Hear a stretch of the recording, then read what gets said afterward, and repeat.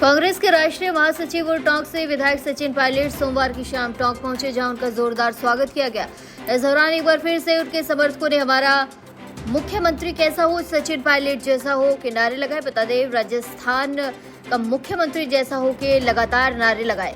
इसी के साथ सचिन पायलट के इन नारों के साथ टोंक में सचिन पायलट की गूंज भी नजर आई। आपको बता दें, कांग्रेस कमेटी में जो है कार्यकर्ताओं संग संवाद किया गया। इसी के साथ वोट चोर गद्दी छोड़ जिला स्तरीय अभियान में कार्यकर्ताओं से संवाद कर टोंक में हस्ताक्षर अभियान की शुरुआत की गई।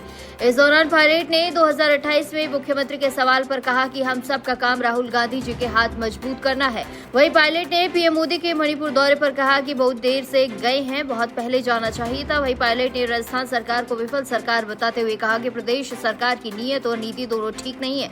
वहीं इस दौरान पायलट ने मीडिया से बातचीत करते हुए विधानसभा में कैमरे लगाए जाने और निगरानी जासूसी को दुर्भाग्य बताया। सरकार का 2028 में अब सीधी आपको मुख्यमंत्री बनाने की मांग उठी है। प्रदेश में चारों तरफ नारे लग रहे हैं। हम लोगों का एक ही काम है, राहुल गांधी जी के हाथ मजबूत करना, कांग्रेस संगठन को मजबूत करना। आप सब जानते हो 2025 खड़गे जी राहुल जी ने संगठन को समर्पित किया है। हमारा मंडल, हमारे बूथ, हमारी कमेटियां, हमारे प्रकोष्ठ, हमारे स्पेंडल ऑर्गेनाइजेशन, हमारे जो सृजन हमारा आयोजन चल रहा है अलग अलग राज्यों में, जिलाध्यक्षों को मजबूत है तो संगठन मजबूत होगा। बार बार दोहराता हूँ कि संगठन से सरकारें बनती हैं, सरकार से संगठन नहीं बनता है। तो हमारी पार्टी का ध्येय ये है कि हमें संगठन को मजबूत करना है, इसीलिए हम सब लोग जनता के बीच जाके कार्यकर्ताओं को मजबूत करते हैं। लेकिन सरकार का सेवा पखवाड़ा चल रहा है, शहरी और कैंप चल रहे हैं, कैंपों में चिड़िया उठ रही, योजनाओं का लाभ नहीं मिल रहा सर। भाई तो सरकार की पोल खुल रही है ना, वो प्रबंधन हो, बाढ़ राहत हो, बिजली के बिल की बात हो, स्मार्ट मीटर की बात हो, किसान को फसल के मुआवजे की बात हो, लोगों को आर्थिक मदद देने की बात हो, सिर्फ और सिर्फ खाना पूर्ति हो रही है। विभाग, डिपार्टमेंट, मंत्री, सरकार जनता के अरमानों पर पानी फेर रहे हैं, खासकर तब जब संकट का समय हो, जब मुसीबत है, बड़ी विपरीत परिस्थितियां हैं, तब भी सरकार सामने आके अपनी जिम्मेदारी नहीं निभा रही है। योजनाएं बंद कर दी, कई योजनाओं का लाभ सरकार देती थी, कांग्रेस के टाइम पे मिली। तो पिछले 1.25 साल में हमारे जो काम थे उससे कुछ ना कुछ ईर्ष्या होगी, क्योंकि नाम हमारी सरकार का था, कांग्रेस का नाम था, उसको बदल कर नाम बदल दिए। सरकार स्कीम्स को काट रही है, छटनी कर रही है। उदाहरण दे रहा हूँ मैं आपको, नरेगा की जो योजना थी, आज कितने काम मिल रहे हैं पंचायतों के अंदर। तो सरकार में हिम्मत नहीं है कि वो परियोजना को बंद करें नरेगा की, लेकिन जानबूझ के उसको जटिल बना रहे हैं ताकि लोगों को काम से वंचित रखा जाए। इस सरकार की ना तो नीतियाँ ठीक हैं और ना नीयत ठीक है, और जनता ऊब चुकी है। जैसे मैं हर बार कहता हूँ कि अब सिर्फ 3 साल का समय बचा है, दोबारा कांग्रेस पार्टी की सरकार बनेगी। बड़ा आंदोलन कर रहे हैं, उसको लेकर क्या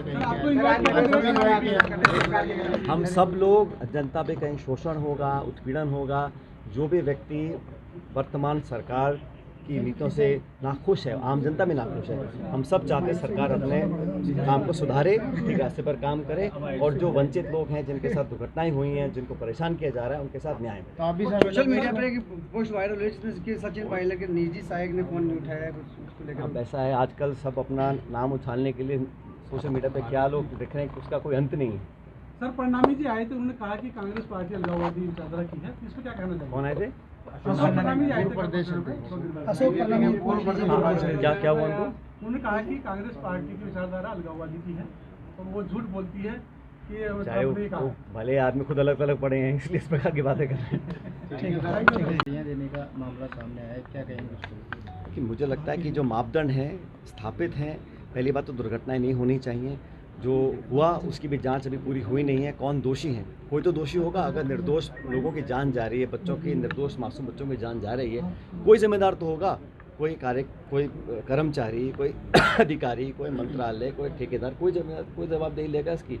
वो हो नहीं रहा है। और जो स्थापित नियम है उससे परे हटकर अगर हम काम करते हैं तो उसको लोग सही नहीं मानते। मुझे लगता है कि लोगों की सहायता तुरंत होनी चाहिए, प्रभावी होनी चाहिए, और नुकसान के आधार पर लोगों को धनावंटन करें ताकि लोगों की कुछ भरपाई हो सके। जो चला गया दुर्भाग्यवश वापस नहीं आएगा, लेकिन सरकार को थोड़ी संवेदनशीलता दिखानी चाहिए। पूर्ववर्ती सरकार के समय में जो मामला था सरकार गिराने का, उसको लेकर आज हाईकोर्ट ने क्लोजर रिपोर्ट दे दी है कि, और किसने क्लोजर रिपोर्ट को? मैंने कोई रिपोर्ट देखी नहीं है, लेकिन जो भी कोर्ट्स का निर्णय आता है उसको हम सबको स्वीकार करना चाहिए। और मुझे लगता है कि न्यायपालिका में सभी का भरोसा है। न्यायपालिका में कभी कभी देरी हो जाती है, लेकिन अंत में जो लगता है कि इस देश की जो न्यायपालिका है वो भी सुदृढ़ है, मजबूत है, और जब कोर्ट का निर्णय आ गया तो फिर अब कुछ बचा नहीं कहने को। विधानसभा में लगता है पूरा मामला फेक था कहीं ना कहीं, जिस तरह का प्लॉट किया गया पूरा मामला पहले वाली सरकार ने। अब आप कह रहे हो और कोर्ट कह रहा है, तो हम उससे अब क्या कहना चाह रहे हो? आज नरेश विधानसभा में जो एक्स्ट्रा विधानसभा में एक्स्ट्रा कैमरे लगाए गए हैं उसको लेकर हाँ, ये जो मामला उठा है विधानसभा के अंदर, ये मामला जो उठा है विधानसभा के अंदर बड़ा दुर्भाग्यपूर्ण है। और ये जो कैमरों के माध्यम से अगर कोई जासूसी करने की कोशिश कर रहा है तो वो नियम, मर्यादा, परंपराओं के सख्त विरुद्ध में, ऐसा होना नहीं चाहिए। और खासकर विपक्ष से जो लोग हैं, हम लोग सदन के अंदर क्या रणनीति बना रहे हैं, क्या हमारे एक्शंस रहेंगे, हम लोग अल्टीमेटली जनता की आवाज़ उठाने के लिए वहाँ गए हैं। तो ये जो निगरानी करने का जो एक मामला सामने आया है बड़ा दुर्भाग्यपूर्ण है। इसकी बहुत उच्च लेवल पर जांच होनी चाहिए और अगर कोई दोषी है उस पर उचित कार्रवाई महिलाओं को देखने के लिए लगाए गए हैं कैमरे। जैसे मैंने कहा ना, जासूसी का जो प्रकरण सामने आया है बड़ा गंभीर है।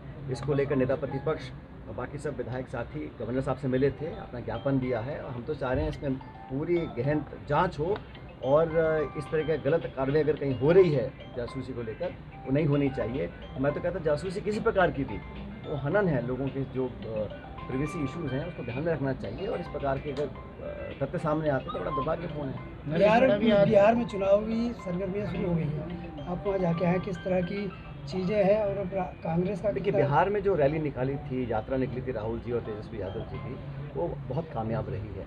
और वहाँ पर लगातार 20 सालों से लगभग एक ही शासन चल रहा है। इंजन भी डबल हो गया, लेकिन वहाँ पे धरातल पर कुछ कार्रवाई नहीं हुई। अब लोगों में गहरा संतोष है और अभी तेजस्वी एक और यात्रा निकाल रहे हैं कल 16 तारीख से। तो लोगों का रुझाव, मतदाताओं की धारणा हमारे गठबंधन के साथ है। लगातार हमारा गठबंधन और बढ़ रहा है। सीट शेयरिंग्स को लेकर हम चर्चा कर रहे हैं। जब भी घोषणा होगी चुनाव की, ये जो वोट काटे गए हैं इसका भी हम लोगों ने पूरा मजबूती से इसको उठाया है, न्यायपालिका में उठाया है, इलेक्शन कमीशन में उठाया है और हम किसी को मनमानी नहीं करने देंगे। हम चाहते हैं चुनाव फेयर एंड ट्रांसपेरेंट तरीके से हो। हार जीत होती रहती है, लेकिन लोगों का वोट लेने का अधिकार आप छीन लें, नाम काट दें। जो लोग जिंदा हैं उनका मरा दिखा दें, एक मकान में 200-250 वोट दिखा दें। तो कहाँ से हो रहा है, कौन इसकी जाँच कर रहा है, किसी को पता ही नहीं है। और राहुल जी ने बड़ा एक ऐसा मुद्दा उठाया है जिसमें लोगों को सोचने को मजबूर कर दिया है कि हमारे लोकतंत्र में अगर वोट ही चोरी हो रहा है फिर बचेगा क्या। बीते दिनों प्रधानमंत्री मोदी जी मणिपुर जाके आए, आप ही के नेताओं ने कहा कि 2 साल बाद याद आई मणिपुर की। बिल्कुल सही है। मणिपुर में जो नरसंहार हुआ, जो हत्याएं हुई, बलात्कार हुआ, वो अमानवीय था। उसका एक नैतिकता बनती है देश के मुखिया को वहाँ जाके मोर्चे को संभालें, शांति की अपील करें। अब वहाँ 3 घंटे के लिए आप गए और भाषण देके वहाँ से आ गए, लेकिन जो समय बीत गया, जो लोगों के घावों पर मरहम लगाने का काम देश के मुखिया का होता है, उन्होंने नहीं किया। बहुत पहले वहाँ जाना चाहिए था और जब दबाव पड़ा चार तरफों से, तब जाके वहाँ लगभग 2 साल बाद उन्होंने इम्फाल मणिपुर की तरफ अपना रुख किया है। और मुझे लगता है कि बहुत पहले इस यात्रा को उनको करना चाहिए। विपक्ष लगातार पंचायत राज और नगर निकाय चुनावों को लेकर बात कर रहा है, लेकिन अभी फिर मंत्री जी का बयान आया कि भाई विपक्ष नहीं कर रहा है, ये संविधान में लिखा हुआ है कि 6 महीने के अंदर अंदर आपको चुनाव कराने हैं। ऐसी क्या मजबूरी है, क्या व्यवस्थाएं हैं, क्या विशेष परिस्थिति है कि आप चुनाव कराने से डर रहे हो? आप शासन चुनाव नहीं करा रहे, आप नगर पालिका चुनाव नहीं करा रहे, आप पंचायत चुनाव नहीं करा रहे, प्रशासक लगा रखे हैं। अब अधिकारियों का काम थोड़ा, जो इलेक्टेड रिप्रेजेंटेटिव है उसका आप उसके अधिकारों को आप छीन रहे हैं, वंचित रख रहे हैं। हार का डर है या कमजोरी बाहर आने का डर है या अंदरूनी कलह इतनी है संगठन और सरकार में, मुझे मालूम नहीं। लेकिन इस प्रकार से लगातार डिले करते रहना, इसका कोई औचित्य नहीं है। और इसमें देख रहा हूँ इस प्रदेश में खासकर कोई जब काम करना होता है तो जब तक कोर्ट की फटकार नहीं लगती है सरकार कुछ काम ही नहीं करती है। पायलट साहब, वोट चोरी मुद्दा देश में नहीं अंतर्राष्ट्रीय से वोट चोर गद्दी चोर का अभियान, अक्सर अभियान चालू किया गया, टोंक से किया गया, किस तरह का अभियान है और क्या मैसेज जाता है? देखिए, ये जिस तरह से इन्होंने महाराष्ट्र में चोरी की, हरियाणा में चोरी की, दिल्ली में वोट चोरी की, आदरणीय नेता राहुल गांधी जी ने 6 महीना एक कॉन्स्टिट्यूंसी को समझने में लगा कि किस तरह से ये वोट चोरी कर। आप लोग ने मीडिया के माध्यम से देखा होगा, उन्होंने बहुत बारीकी से उन्होंने बताने का काम किया कि एक घर में 280 वोट, 230 वोट। हमारे ही एक बूथ पे अभी जो देख रहे हैं चल रहा है बिहार में, एक कटिहार जिले के 22 नंबर बूथ में 174 लोग पाए गए। एक बूथ पे 15 नंबर बूथ पे आप 80 आदमी पाए गए। जब मैंने जो बीएलए होते हैं सरकारी, जब मैंने उनसे पूछा कि ये वोट कहाँ से आए, कौन है लोग, तो वो भी बताने में 36 लोगों को बताने में असमर्थ रहे। तो आप सोच लीजिए कि वो वोट कहाँ से आ रहे हैं। और ये आज से नहीं, ये 24 में भी ऐसे लोगों का नाम था 2024 में जो पार्लियामेंट की चुनाव हुई, उसमें भी ऐसे लोगों का नाम पाया गया। तो इस तरह से हमारे कांग्रेस पार्टी के आदरणीय नेता राहुल गांधी जी, खड़गे जी ने इसकी वोट चोरी में पकड़ी गई और आपने देखा, और खासकर एक एक डिस्ट्रिक्ट के अंदर में 1,64,000 लोगों को नाम काटा गया। तो उसके विरोध में जो शुरुआत हुई यात्रा, उस यात्रा के माध्यम से आप देखेंगे कि जो नारा लगा वोट चोर गद्दी चोर, ये नारा पूरे देश में गूंज रही है। और आज जो टोंक जिला के हमने परसों बैठक की 13 तारीख को प्रदेश में कमेटी में हमने बैठक की और ये हस्ताक्षर अभियान, ये काफ़ी लोग इनको सराहे और आप रास्ते में देखे होंगे कि लोग इस पर सिग्नेचर करते हैं, हम आपको समर्थन दे रहे हैं। इसलिए पूरे इस टोंक जिला के पूरे राज्य में हम लोगों को वोट चोरी के माध्यम से जो हम लोगों ने सिग्नेचर अभियान चला, उसमें हम लोगों का समर्थन मिल रही है। 29 में राहुल गांधी का संघर्ष रंग लाएगा। देखिए, ये निश्चित रंग लाएगा, इसलिए कि लोग उब चुके हैं महंगाई से, बेरोजगारी से। ये हमारा अधिकार जो वोट का अधिकार दिया, उन्होंने छीनने का काम कर रहे हैं, इससे जनता उब चुकी है। और आदरणीय नेता राहुल गांधी जी को आप देख रहे हैं, जो चाहे ट्विटर हो, चाहे फॉलोवर, उनके दिन प्रतिदिन 2 गुने 3 गुने लोग बढ़ रहे हैं। तो कहीं ना कहीं आपको ये देख लीजिए, उनका सहयोग और समर्थन आम जनता की मिल रही है, आदरणीय नेता राहुल गांधी जी। और यहाँ पे पायलट जी हमारे शुरुआत की है, आपके एक्स डिप्टी सीएम और लोगों की अपार समर्थन इस टोंक जिला में मिल रही है।